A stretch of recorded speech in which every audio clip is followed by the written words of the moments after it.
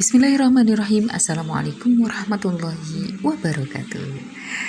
Kumaha damang sanayana? Alhamdulillah dina danget ayeuna bueus aya dina kaayaan sehat wal afiat. Mugia murang kali sadaya solih-soliha aya dina kaayaan sehat wal afiat oge.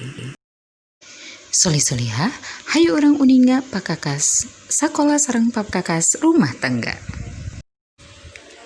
Di antawis pakakas sakola nyaeta kantong, tas, pamupus, penghapus, buku, patlot, pensil, jidar, penggaris, panyerut, serutan atau penyerut.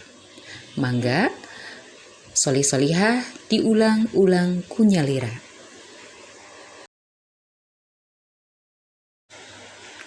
Salajengna aya kaos kaki, topi, seragam sekolah, sepatu. Mangga diulang-ulang kunyalira. Salajengna aya pulpen,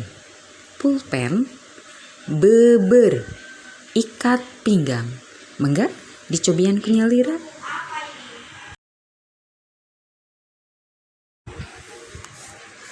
Anu saterasna aya pakakas rumah tangga di antawisna piring, gelas,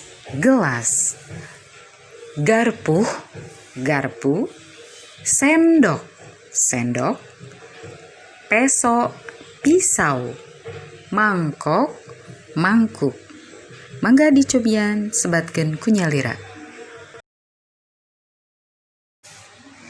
Pakakas salajengna aya enteng, cermin atau kaca untuk bercermin, siwur, gayung,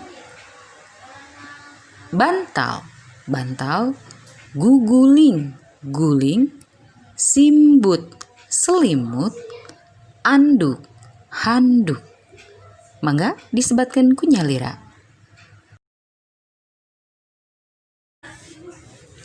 Pakakas rumah tangga anu sanesna nyaeta sapu, lemari,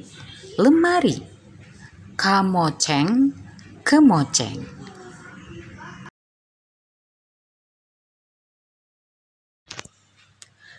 Manawi sakitu anu kasuhun, hatur nuhun, wilujeng patepang deui dina sanes waktos. Tekeng hilap solih-solihah, dikupingkeun, diulang-ulang, teras diapalkeun.